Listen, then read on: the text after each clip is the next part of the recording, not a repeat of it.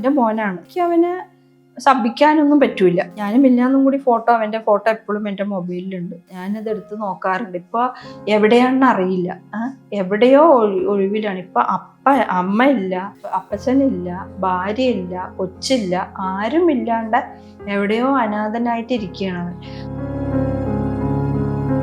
നമ്മളോട് ഇത്രയും അടുത്ത് നിൽക്കുന്ന വേണ്ടപ്പെട്ടവരാണ് ഇതിന്റെ പുറകിലെന്ന് അറിഞ്ഞപ്പോൾ ചേച്ചിക്ക് തോന്നിയത് എന്തായിരുന്നു? ചിരിച്ചിട്ട് കഴുത്തറുക്കുകയാണ് നമ്മൾ കേട്ടിട്ടുള്ളൂ. ഇത് ഞാൻ കണ്ടു. ഒരു സൂചനയും കൂടി എനിക്ക് ഇവരുടെ ഭാഗത്തുനിന്ന് ഉണ്ടായിട്ടില്ല. അപ്പൊ ഈ സംഭവം നടക്കുന്ന തലേ ദിവസം മരുമോളുടെ അനിയത്തി വീട്ടിലുണ്ടായി. അങ്ങനെയാണ് ഞങ്ങള് കേസ് കൊടുത്തത്, അന്വേഷിക്കാൻ പറഞ്ഞിട്ട്. അങ്ങനെയാണ് അന്വേഷണ സംഘം കണ്ടെത്തിയത്. നാരായണദാസാണ് വിളിച്ചത്. നാരായണദാസും ഈ ലിബിയും തമ്മിൽ ബാംഗ്ലൂരിൽ ഒരുമിച്ച് താമസിക്കുകയെന്നാ പറഞ്ഞത്. പിന്നെ മരുമോള് നല്ല സ്നേഹമായിരുന്നു, ഞങ്ങൾ എല്ലാ സ്ഥലത്തും ഒരുമിച്ച് പോകും വരും. പക്ഷെ ഇവർക്ക് എന്താണ് എന്നോട് ഇത്ര വൈരാഗ്യം എനിക്ക് ഇപ്പോഴും മനസ്സിലാവണില്ല. ജാമ്യം കിട്ടി വീട്ടിലേക്ക് വന്നപ്പോഴാണ് ഈ കാര്യങ്ങളൊക്കെ അറിയുന്നത്. എൻ്റെ മരുമോനാണ് ജാമ്യം കിട്ടാനായിട്ടുള്ള എല്ലാ ശ്രമങ്ങളും നടത്തിയത്. പക്ഷെ മോന് അതൊന്നും ശ്രമിച്ചിട്ടില്ല. മകനും കൂടി അതിൽ പങ്കുണ്ടാവുന്ന ചേച്ചിക്ക് ഉറപ്പുണ്ട്? ഈ അനിയത്തിയുടെ പേര് മോൻ പറഞ്ഞപ്പോൾ അതായത് മരുമോളുടെ വീട്ടിൽ ആകെ ഇഷ്യൂ ആയി. മകൻ അനിയത്തിയുടെ പേര് പറഞ്ഞിട്ട് മരുമോള് പിണങ്ങിപ്പോയി. ആ സംഭവത്തിന് ശേഷം മോന് പിന്നെ പറയുന്നത് അവരല്ല ചെയ്തത്. അത് കാരണം അവന് പിന്നെ ഞങ്ങളായിട്ട് ഒരു കോണ്ടാക്റ്റും ഇല്ല.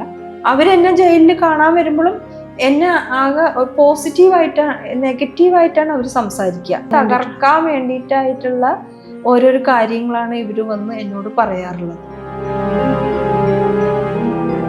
അന്നൊക്കെ ആത്മഹത്യക്കൊക്കെ ചിന്തിച്ചതാ.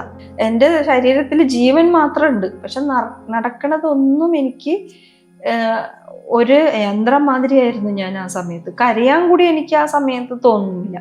പക്ഷെ ഞാനിങ്ങനെ ചിന്തിക്കുകയാണ്, ആരും എന്നെ ഇങ്ങനെ ചതിക്കാനായിട്ടുള്ള അത്ര ശത്രുത ഒന്നും ഇല്ല ആർക്കും.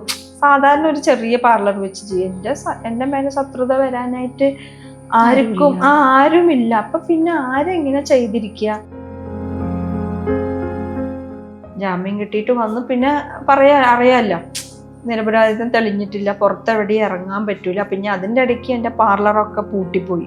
കുറച്ച് ഉണ്ടാക്കി ഒരു പാർലർ ഉണ്ടാക്കുക പറഞ്ഞെങ്കിൽ അതെൻ്റെ ഇതായിരുന്നു.